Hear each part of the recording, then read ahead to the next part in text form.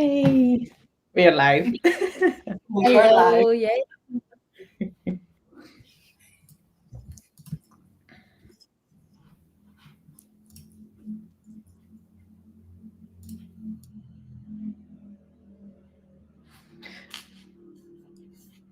Shall I start with the introduction or are we wait? I don't know how it goes. Are you going to be waiting for people? Yes. Go ahead. Okay, We're start. starting with introduction. It's my first time, so yeah. Apologies. Yeah. Hi, everybody. Hi, everyone. Welcome to our event. Level up your UX career by improving how you articulate your accomplishments. And today's speaker is going to be Meltem Nascasso. Before we start with the talk, I would also like to give a quick introduction of who we are as Ladies That UX community. Ladies That UX is a global community with more than 90 chapters across more than 50 cities, and Amsterdam is one of them. And our goal is to promote female talent and increase female visibility while being inclusive to all backgrounds, all genders, race, age, and expertise. And we have a couple of different events, offline and online. Today's event is Design Bites. It is a monthly event for basically casual community interactions to provide peer to peer feedback and value. This is the space to share projects you're working on, ask for feedback for challenges, facilitate quick workshops, and everything. And yeah, today we are having Design Bites for May. Let me introduce our speaker today, Meltem Nascasso. Meltem is a UX career coach with a previous experience as staff designer, lead designers at a designer at Global. And today she's going to be our speaker. So, Meltem, stage is yours.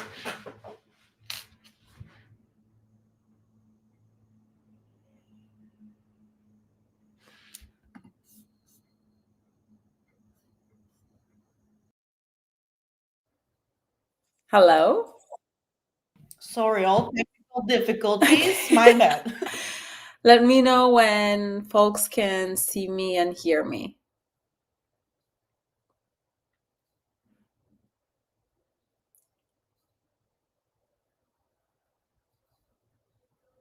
We are good? Okay. Welcome, All good. everyone. Thank you so much for having me. I remember with so much happiness and joy my years of living in the Netherlands. That's where I got my graduate degree. So I take all the opportunities I can to be involved with the UX community in Amsterdam. A quick note of clarification: it is true what Ilgaz was mentioning. I was a UX leader at Glovo Delivery Hero. My specialization is in UX research, not product design. Although I coach designers and help them be more strategic with their works, just to sort of have that cleared out.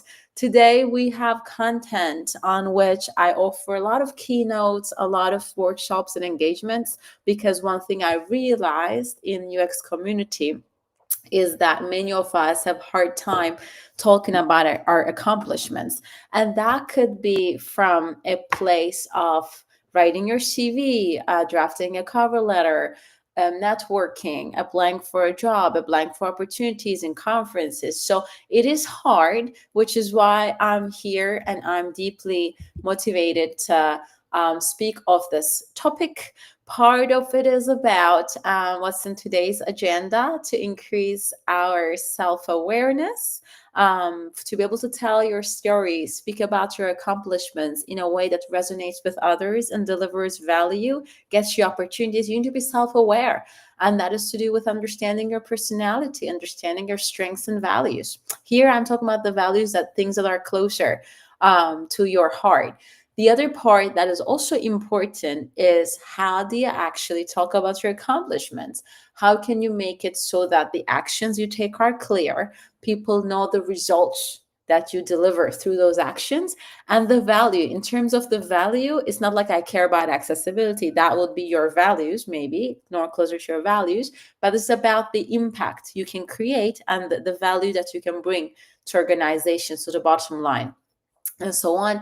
And the magic here happens towards this area you see where I'm highlighting here, where your self-awareness come together with that strategic storytelling, so you can tell people not only what you care about, your strengths, but also the results you deliver and the impact you create, so it all becomes very memorable. So this is going to be a little bit what we're doing. I get a lot of very positive feedback from people that have been exposed to this space, saying that there's a lot of work for product managers to do this, but UXers don't do much of the strategic storytelling. So thank you. Hopefully it'll help.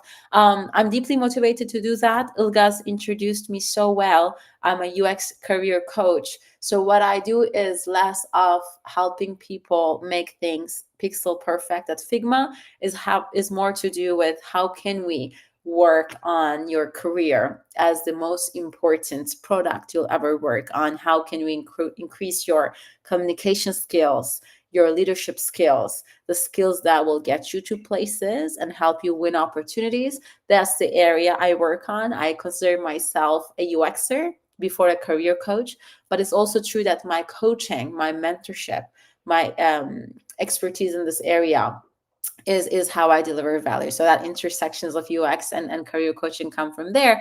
And my goal is that you will walk away with this from this webinar, from this talk, with an increased awareness of an ability to talk about where you deliver impact and what you value, that self-awareness, so that once again you can be more memorable in your job interviews, you can get more opportunities through networking and so on. So this is what this talk is about. So first bit about understanding a little bit, why does it matter? Why does it matter that you have that self-awareness? One thing I want you folks to realize sooner than later is that one thing is purpose, another thing is potential. Maybe you are good at many, many things, but just because you're good at them, you have the potential to grow, doesn't mean that that's where your purpose lies. So those clients of mine that deliver impact, that feel satisfied with their work, everything is aligned, are the ones where the purpose and the potential meet. And the only way those things can intersect is if you have that self-awareness, which is why it's important to know your personality, know your strengths and values. Not to say that some strengths are better than others. It's more about capitalizing on what you're good at and what you care to do. So here are some examples, what I hear frequently in my clients, like in my coaching sessions with my clients, in community events. I was running a workshop, a masterclass for Hatch conference on Monday. So that also came up. A lot of the ways that UXers define themselves. This is not a limited list, but this is just to give you tangible ideas on the kind of personalities that are common to see, that shine in the UX world. And we'll have opportunities to talk more about in the Q&A. But one thing I will ask you in this very moment, and ask you to sleep on it later, is what are your personality traits? What are the things that make you different than others? And those others can be also UXers, as well as those that are not in UX that you collaborate with. Know your personality, know what you care about. That'll be the thing that makes a difference. Tied to your personality, but also something a little bit different, is about your strengths and talents.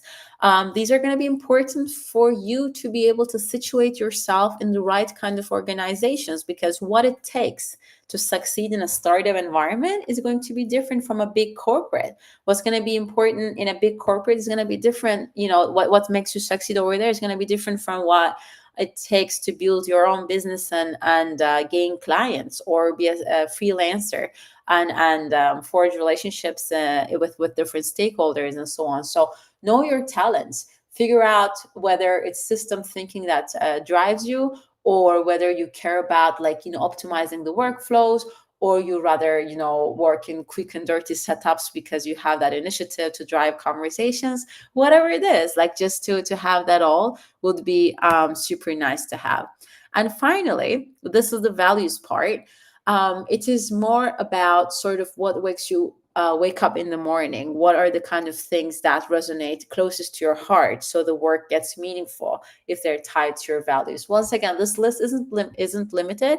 Is limited, rather, isn't comprehensive. It is just for you to get a sense of, okay, these are the things that commonly come up, and this is the sort of language we can use to describe our values in a way that makes sense for the kind of UX work. Like, we tend to like teamwork because our work is usually through people. The product managers we work with, we influence engineers so that they can actually make tangible the changes that we make in the app. Or we care about creativity in our work because it is both the UI but also the problem space that we explore. So understand what drives you in your work. So a lot of my clients, when we talk about these topics, they go and say, okay, but like, how can I find out about myself in a way that is not cliche, in a way that is not so obvious? And the things that I tell them is like, when it comes to your personality, for example, the kind of coaching questions you can ask yourself to coach yourself is more to do with, what kind of challenges do you gravitate toward. It's not about being able to do everything or anything. It's about like what pulls you in, what attracts you. Another thing is to be very open to feedback, because others tend to notice maybe bits about your personality that might be maybe too, I don't know, obvious to you, so you take it for granted. What kind of feedback do you receive from your peers and managers? What does it say about your personality? What kind of aspects of your work in UX energize you or motivate you? What kind of situations have you pay attention to, the situations that you feel most confident and effective in UX? Those probably say something about your personality that we can take note of. Another thing about strengths and talents is also, with some coaching questions, you can benefit from reflecting further, right? Like, what do you do differently or better than most people in your area? So, for example, what are the things that people come to you? For instance, the last person that left a comment, Andrea, was, right? Like, imagine Andrea, just to put you on the spot. Like, what are the things that people say? Oh, let's ask Andrea's opinion. Oh, let's get a comment. Let's get feedback from Andrea. What do you do differently? What are the things that you care about doing, so people know you for? These tend to be the very things that you also enjoy doing. So there is that match.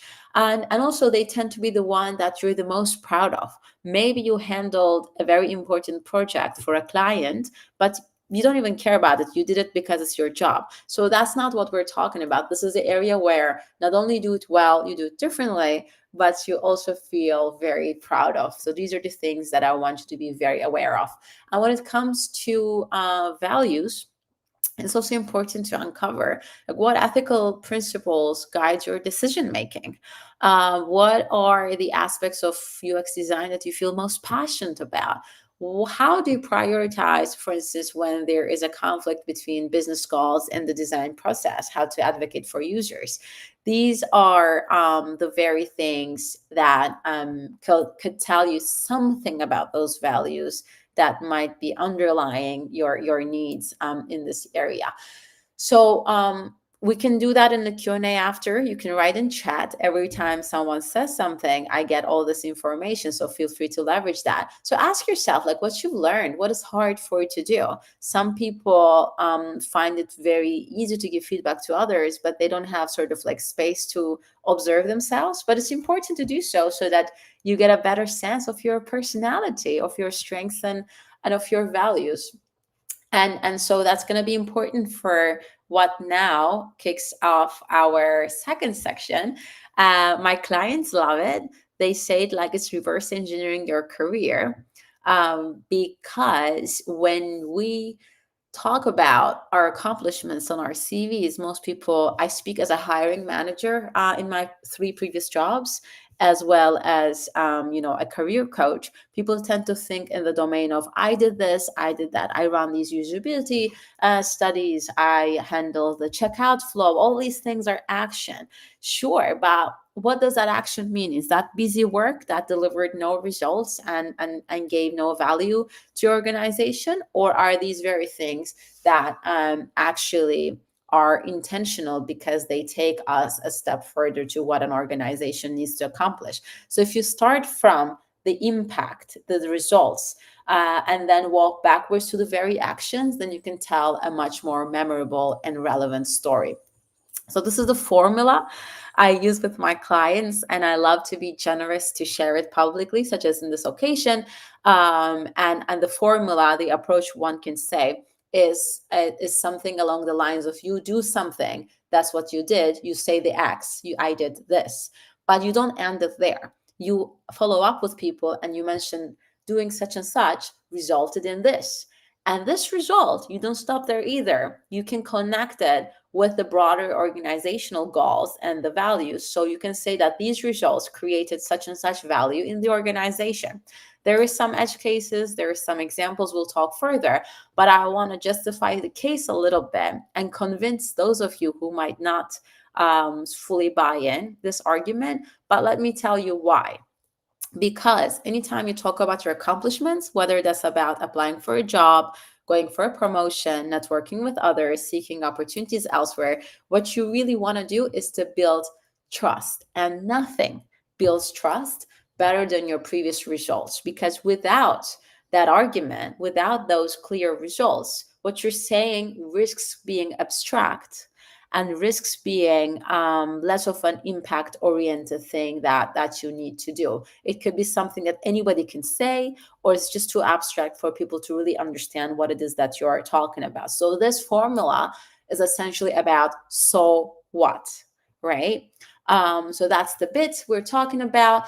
An exercise that I like people to do with these tangible examples that could be beneficial to you starts from the value generated for your organization. I insist that when I say value, it's different from the first section where we talk about your values like accessibility, teamwork, that sort of thing.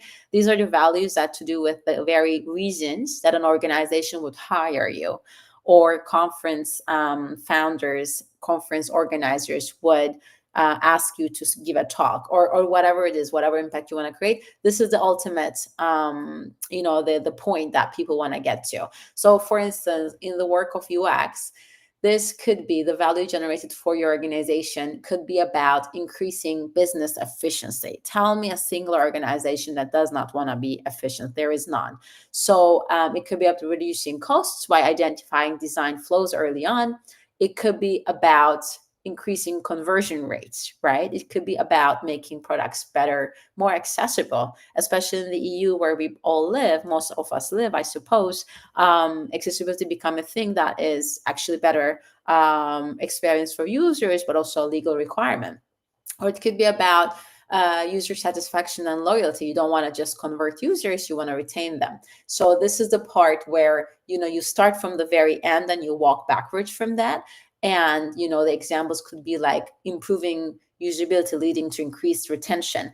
But you still realize, right, if I only talk about that, it's a bit too abstract. Like, what did you actually do that led to an increased retention, led to improving usability? So you take a step further from that and you walk backward from that value that improved loyalty, improved user satisfaction, improved retention, to the very results that indicate that those values are achieved. So what can be those results? Those results are the things that make us agree that, okay, that value is real. We have what it takes to say that. It could be about, if it's an e-commerce example, my examples come from that specific domain. It can be about reducing cart abandonment. So if it was reduced from 30% to 20%, you have increased repeat purchases, you have increased loyalty. You can say, okay, wow, like we increased the loyalty, we increased retention. If it is about compliance with accessibility standards, you complied with them, right? Like as complying with them, now you're more accessible. If you streamline the sign up process for your app, if you optimize the user flow, then your conversion rate improved by 25%. Like that's a fact that no one can deny. And then you can say, okay, thanks to that, we now have, more users. But then there is one more level. And that's the level of, okay, but what did you actually do? Like when you woke up, you went to work, you drank your coffee, like what is it that you actually physically did that helped trigger these percentages, these results? And this is the part that you go down and you talk about the real actions that helped you obtain those results. So about the accessibility part, it can be about improving the color contrast. It could be about screen reader compatibility. If you were talking about the sign up process, it could be actually about removing unnecessary fields, adding social media login options. If it is about improving usability, maybe you've done usability testing and you identify design flaws in prototype phase. Whatever it is, what I'm asking you to go the full journey from the final value you create for your organizations, the real results that allow you to talk about those values, but also go from the results to the very things that you did literally to get to those results. So having that walk backwards make it so clear. And this is the part we're wrapping up in the last minutes, is to actually bring together. I think this is the most innovative part of this entire talk, where you don't talk about these two topics separately. You can talk about your results, the value you generate, thanks to the actions you take in your organization, but it doesn't exist in isolation. It actually marries with your personality, with your strengths and values. So we know not just what you're capable of doing, but we also know why you're doing, which is a testament for you to keep on doing it because you care and you're good at it. And that's the trust that you can build with people to go towards the future. So a lot of my clients like, okay, but how do I really do it? Can you give me some tangible examples that I can apply? And that's the part where I have further examples, not to limit you, but make it very tangible and specific. So imagine in a networking event, or in your, when you talk about your CV with a hiring manager, or when you are seeking opportunities officially or more informally, you can talk in ways as this. For instance, this one: imagine someone that introduced us with their care for accessibility and their expertise in inclusive design. That's wonderful, right?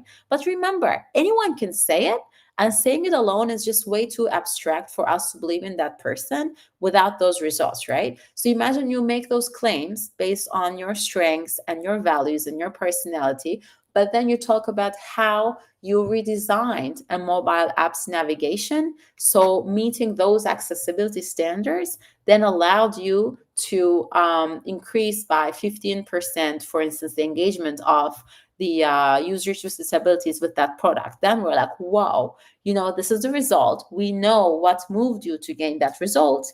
We know how you did it, why you did it, the so what behind it. And so it really helps building, once again, trust and expertise.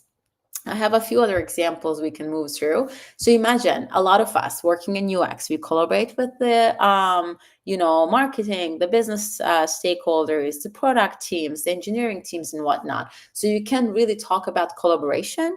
But if you talk about it alone in isolation from anything else, it's, once again, like anyone can say it.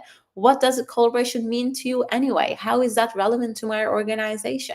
So if you can bring together how collaboration matters to your work, how you're this kind of senior professional that brings people together, breaks silos, you can talk about your partnering up with developers and stakeholders. For instance, in this case, you own the process for the design system, and then the result has been cutting development time by 20% and also maintaining brand consistency across all products. Very impressive. We know what you did, why you did it, the intrinsic and extrinsic motivations, and the results. It really is the full picture. There's a few more out there. Maybe there is a few others for more people from the UX research background. You can say that, okay, you're driven by curiosity, you're a systems thinker, you like to make things better. Then you put that together with your experience of mapping user journeys and how those user journeys identified critical gaps for you to redesign the workflow. And thanks to all of that, now patients have a 40% faster booking process. Great. Patients win, the business wins, you win, your teammates win.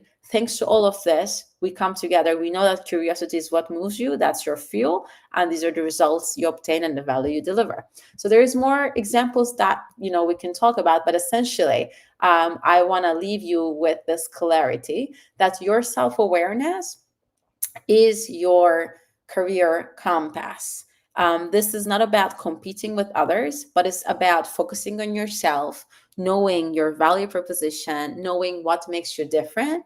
And the second part is about reframing, and it's moving from this whole thing with I did this, I did that, to a more strategic use of your accomplishments where we know how you deliver value and why you deliver it. And when those two things come together, this is where I like to think of it as a more compelling narrative where it's memorable, it's not abstract, it's result oriented, and it's once again a testament to um your the value you deliver over time, because that's who you are, that's your brand, that's the product you're willing and able to give to others. So that's a little bit what we've done. We are very good with time. I think we have plenty of time for a Q&A. So thank you so much for having me. I can actually stop sharing so that the organizers can have more space if they wanted to reflect the questions we get from Slido. Sure. Thank you so much. Thank you indeed. Because we're very live, as I said in the chat, and because we have a little bit of streaming delay, we will give some time for people to catch up on all of this awesome information we just shared and to ask all of their questions. Everybody, I urge you to ask your questions now in the Slido right there. Scan this QR code. I've shared also the link in the comments. So ask anything that you would like to know about how to be better at describing yourself, introducing yourself. But I think in general, Mel, what you shared is so, so valuable. And I guess what people really struggle with is that deep dive into who you are, what your values are, and what you indeed really believe in, and how you can share that to the best of your abilities, especially during interview processes, or if you do a talk like this one, or anything else, actually. Do you have some cool examples of you working with some people who really struggled with that deep dive and how you kind of went through that with them? Okay, that's a brilliant question. And once again, thank you so much for the engagement. I do notice that there is a bit of delay, both from the things that I see on the chat, and I do now see that we do have a lot of questions in Slido. We can also tap into them. What do you prefer, to Estetelina? Do we go to the questions in chat, or I start answering your part? What is more helpful? So we already have some questions on Slido. So maybe we can Yes, start with that. Yeah. I Yes, All a right. lot. want to give people some time to actually keep asking questions. But sure, let's start.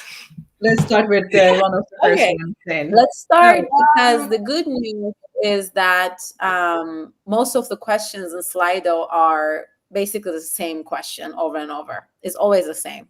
I get it all the time. I'm used to it. I enjoy getting this question, which is like, okay, but if I don't have access to those percentages, if I don't have that visibility, because maybe my organization has silos, or maybe my organization is not mature enough to track the results, so I don't get to have those results and the value delivered, then what do I do? I mean, this is, most questions are anonymous, but this is like 60% of the questions we're getting now. And I have a few answers to that. Point number one is, if there is absolutely no way, no matter how you build relationships with your product managers, no matter how closely you're tied with your data analyst or your developers, if literally the organization doesn't have competencies, capabilities to track any results whatsoever, like the worst case scenario we might be dealing with, then you can still use a language that is more impact oriented by talking about intended results.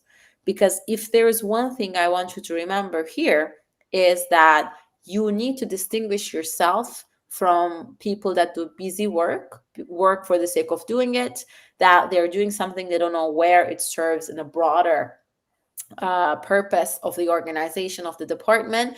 You want to distinguish yourself from that into going to the direction of, I'm doing X because I have a clear hypothesis, and by doing X, I want to get the such and such result because of ABC. And those results are going to move the needle towards the direction of triggering these values for the organization. So, is it going to be as good as actually being able to show the percentages and results? No. But is it the best thing that you can do? The answer is yes. Because one thing that is so important in coaching, in career coaching of all kinds, is that we need to be able to distinguish what is within our control with what is not within our control. If your organization, once again, does not have the capabilities for anyone ever to track any results, unfortunately, there are some organizations that are in that group, then in that case, moving with intended results and intended value generation using that language of intentionality and strategic thinking will be helpful to you. Whereas there is others that don't have the results because they believe, as UXers, they believe that as soon as they deliver their work, the GI tickets are closed. I was supposed to design this and I designed that. As a researcher, I was supposed to run this research and I did run this research. My job is over. I'm going to do something else now. This is entirely wrong and this is not helpful unless you want to be made redundant very easily, because in that case, you're making yourself as someone that executes and someone that cannot easily make a claim on the results delivered. So one thing I always propose to my clients, and they do so well with this changing method, is that your job isn't done when your hands-on work is over.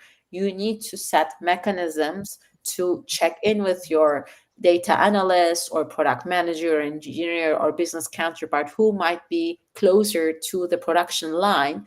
Maybe that's a release manager. Maybe that's someone that gets their hands on to the A/B test results, whatever, whoever that might be, to continue figuring out and drawing that clear link between what you've done and the results that the organization is getting. Sure, those were results. When we talk about conversion rate improvement by 5% or whatever that is, it's not only your work, it's your work together with 5 other disciplines. So many people can have a claim on that. But it's very important that you are one of those people that make that claim, because if you're not tracking those results, then unfortunately, you don't know the impact of your work. So you're at the risk of going into this thing of, I do this and I do that. I'm busy, but business alone will only get you so far. So let me know if that's very direct talking. I know in the Netherlands, people are used to being so direct, but I hope that is something that helps out. I hope so too. Let us know in the comments. And by the way, I want to just shout out to everyone because we have 70 people joining us today. So thank you so much for joining us, all of you. It's a really good Yay, show up that's so rate. nice. Um, and also let us know if you are actually part of the Barcelona chapter or part of the Amsterdam chapter or not a part of a chapter yet. Let us know. Uh, so I think as a follow-up question to that, we also have a few questions that are addressing people who are newly graduated. Obviously, that would be a little bit challenging to have numeric results, for example, or people that have projects under NDA. How would you advise them to approach that information? That's a good one. I will cheat a little bit in the way that I answer those questions, in that for junior people that might have the theory but not so much the practice, the challenge is not too far off from people that might have the experience but their organization doesn't have the mechanisms to trace those results. Show intentionality. Show intentionality. Why are you doing what you're doing? What is the intended result? What is the so what value you want to deliver, and how that intended value delivery is informing what you're doing today? How are you prioritizing what you're doing? Maybe you won't be able to put the numbers. Of course, putting a number will always be an advantage. I'm not here to deny that, but in the realm of not being able to put the numbers, you still have a major difference from someone who's out there, just to show that they're able to do wireframes, they're able to do user testing, they're able to do A, B, and C because they can, and that's what they will. Make sure you're not one of them by making it very clear what it is that you're doing, what's the ultimate goal you want to reach, and what is the so what behind that. So you can do that with the GDPR bit.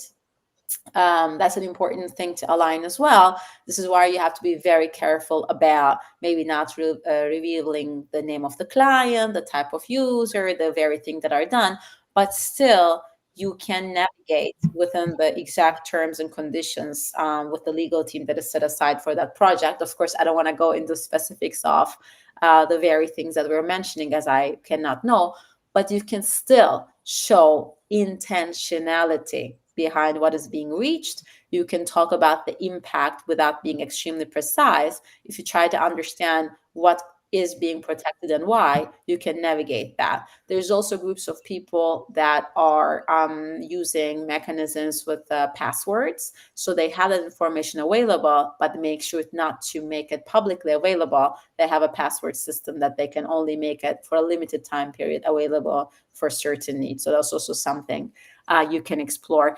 Quick question or a comment. I do have cheat sheets and I do have some material available because I do see that coming up in the questions. So feel free to connect me on LinkedIn, the ones that are now in this session. Connect with me, DM me cheat sheet, and I will start to use Wow, those are indeed great tips. Yeah. And For maybe, sure, for them. sure. maybe another. And if you're happy with that as well, we are also able to share those resources in our LinkedIn. Please follow Yeah. us. So let us know if we could share that. I saw people also ask for your presentation, but we will have a recording of this as well. So you will all get the links. Exactly. I love that. I don't necessarily, because I get asked a lot. There are some things for intellectual property rights and so on. I want to make sure I don't spread around the slides per se. But indeed, I give keynotes, I give workshops. What I shared with you is what I share internationally, monthly, in different sets and locations. So I think that the recording will be enough, but the slides per se is not something I give out. Great that you mentioned that. And speaking of giveaways, we have some more questions. They're still coming. I think something that I see as a pattern is people asking whether you include those formulas, formulated case descriptions, and strategic storytelling in resume or in portfolio or both. What is your advice? The quick answer is absolutely yes. Absolutely yes. And that's part of what I work with my clients as well. And some of the ones are like, damn, I want to do this, I want to do that. But honestly, remember that your recruiters have no longer than 5-6 seconds to review your work. And it's a lot better to have only one pager, not 2, 3, 4, with only most result driven, value generation driven projects that you did that speak for themselves, the ones that are more intentional, more relevant. And so make sure that your CV is also prioritizing these bits where you have the results to show. Cool. And we also have a few questions which are connected to um, giving a pitch about yourself. So, how do you stand out from the crowd when applying? And how do you pitch yourself to potential managers during brief conversations and in-person meetings? I think that's a great question, everyone. You're anonymous, but really, I think this is very relevant for the current market. So very true. And a lot of what I do with senior UXers as a career coach and group coaching or one-to-one coaching is precisely that, because no amount of technical ability in what you do makes you a better leader, influencer, communicator per se. So saying less is more. It's a cliche, but it's absolutely true. One thing to pay attention to, and this was the early parts of the conversations, is around how do I want to be remembered? I cannot be remembered for 20 things that I've done over the last 5 years. So, what is the thing that makes me most unique? Because my colleagues come to me for that thing, because I know that most people struggle with it, and yet I do it faster, better. I'm very passionate. So, figure out that self awareness piece of the puzzle and make sure that those elevator pitches, those short interactions with hiring managers or powerful figures or simply others in your field that you might collaborate together like down the line, you can tap into that and you can make that very clear with a clear result to show, so that people can register those abstract concepts with clear results or clear intentionality.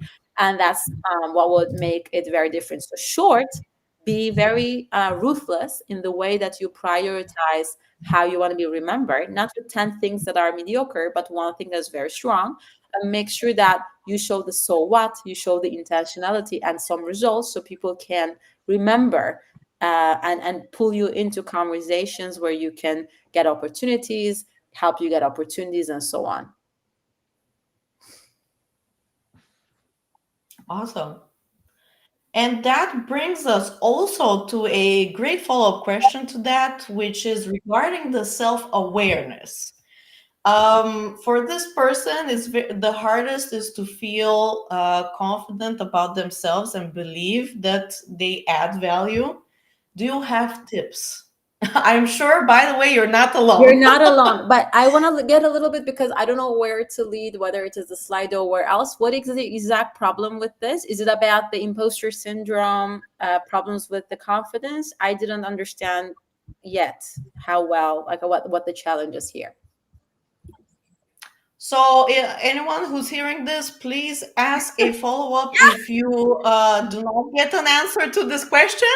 But from my interpretation, it's basically that this person feels the hardest for them is feeling confident about themselves and believing that they add value with their work. Mm-hmm.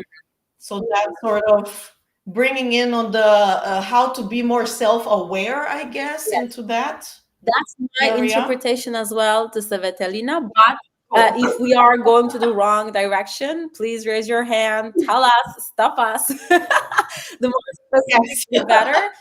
I'll be very ruthless, because no vanilla approach here. If you don't trust yourself, why should anybody trust you?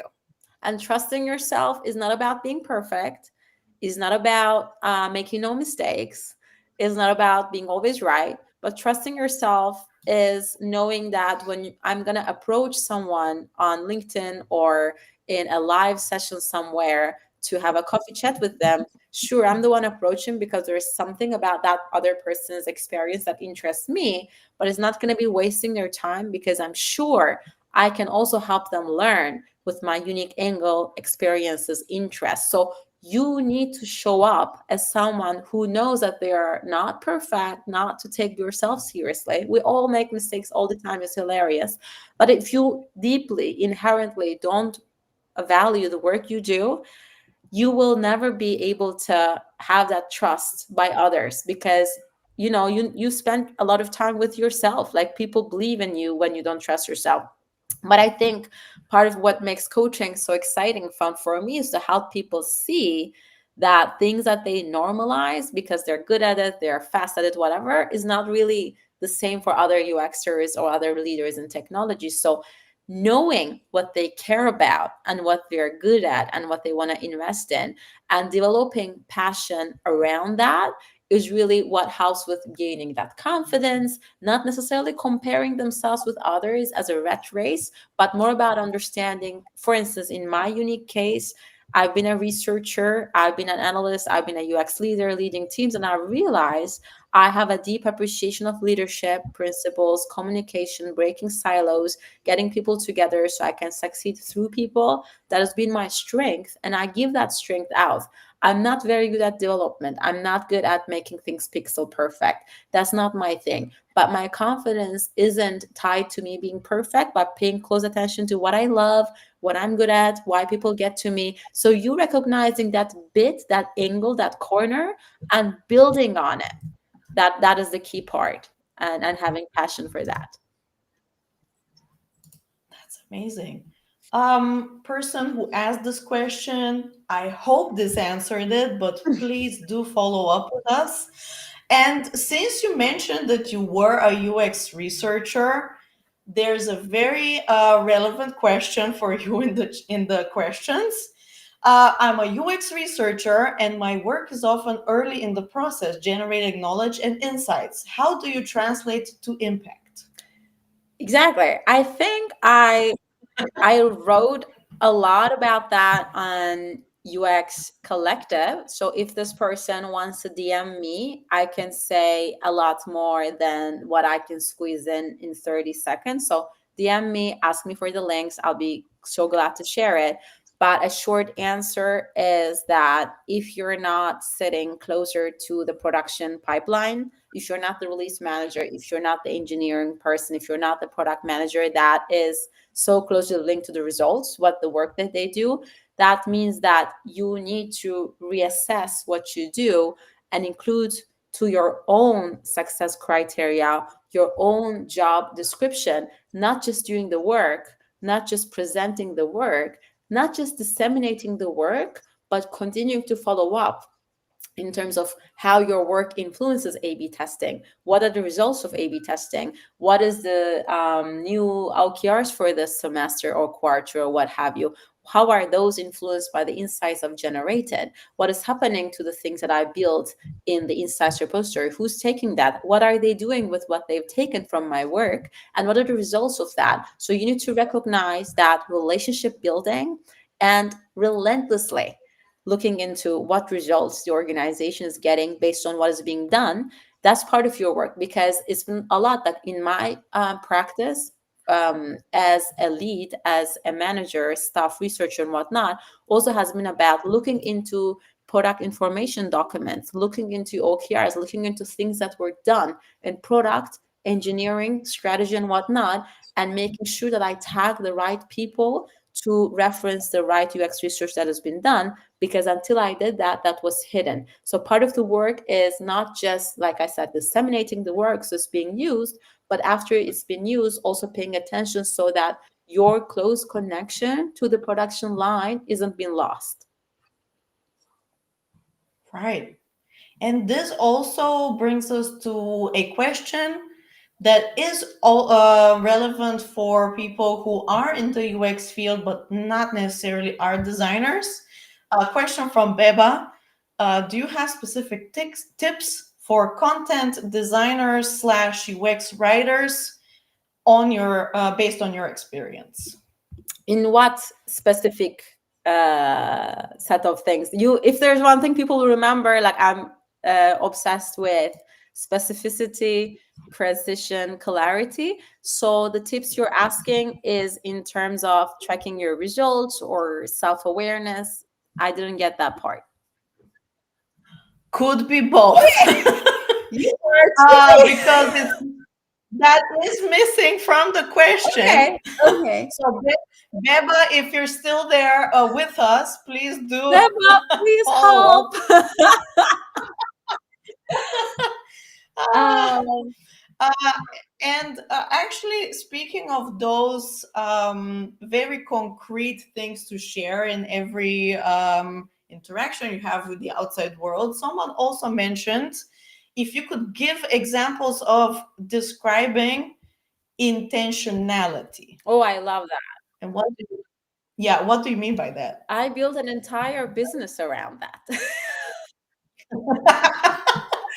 Maybe I might want to write a book on intentionality. Intentionality is advocating for highlighting the reason why and the impact, intended impact or the final impact in everything you do, is to move yourself once again from this world of I did this, I did that, I do this, I do that, bam, bam, bam. Action orientation is, of course, important. You cannot be disoriented in that sense. Actions drive results, but those actions alone, doing things for the sake of doing it, is what you want to avoid, because you'll never be promoted, get opportunities, or anything in between just because you're busy. So intentionality is about choosing what to do and prioritizing what you're going to be doing based on intended results you want to obtain. Intentionality is about that, but intentionality is about being able to communicate the rationale, the context behind those actions, because it might be clear to you, but it has to be also transparent to others. Right. We have two more questions, everybody. We're about to close the question section, so if you have any, ask them now. I mean, you can reach out to me on uh, LinkedIn as well. I will hopefully continue to exist in this universe. Hopefully, but yeah. indeed, indeed. One thing that Michelle is really interested in is, what is your opinion on features slash project developed by designers that end up having negative or irrelevant impact, and should she mention those in her communication? I think, speaking of experience, this happens often. Especially when reprioritized projects are introduced. So, do you think having projects with negative or irrelevant impact should be mentioned?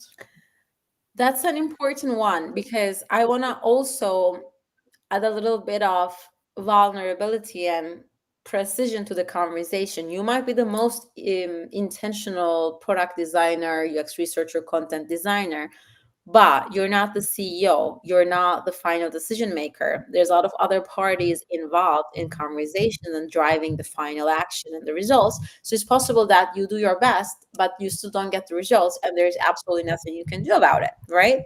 I'm hearing that the questions about that, like, what do you do then? I think part of it is that prioritizing in your storytelling. And when I say storytelling, that's in your networking, your CV, cover letter, job applications, interview process, anything that has to do with the part of you telling your accomplishments and the work you do. Prioritizing the bits where there's good results is the most helpful, because remember, anytime you are engaging with anyone for these purposes we described, it's not about tell me everything you've ever done, because nobody has time for that. Nobody has the attention span for that. And the cognitive load is simply too high. So focusing on the parts where the happy path is followed is beneficial for all parties. That being, because also you don't want to start the conversation of, the engineering team wasn't helpful. We had a bad manager. You don't want to sort of also justify why the results weren't obtained, because anything negative you might say of other people, stick to your identity, stick to your product, a brand, as precise or accurate as it might be. So you want to keep positive.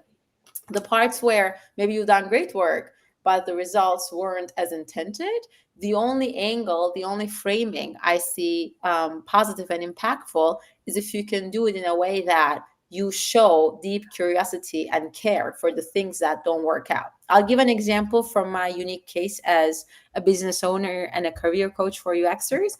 Sometimes fascinating things happen where I have discovery calls with potential clients that seem to be a great fit. The call is great. I deliver great work, great chemistry match. They enjoy it a lot.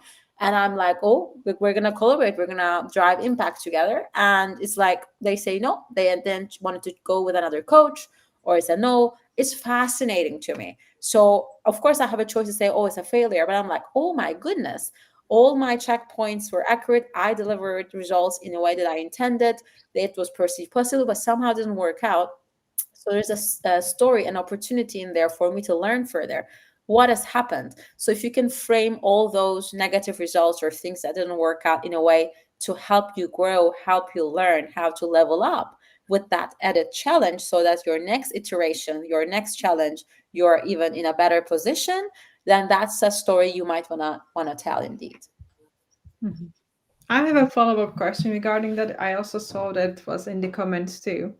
So, in when you're like when you have a strategic storytelling approach as a UX researcher, could you also tell your impact by saying that this many design decisions were being made based on my research, or this many tasks went into product backlog thanks to my research? Would it be also a way to show your strategic impact on the organization?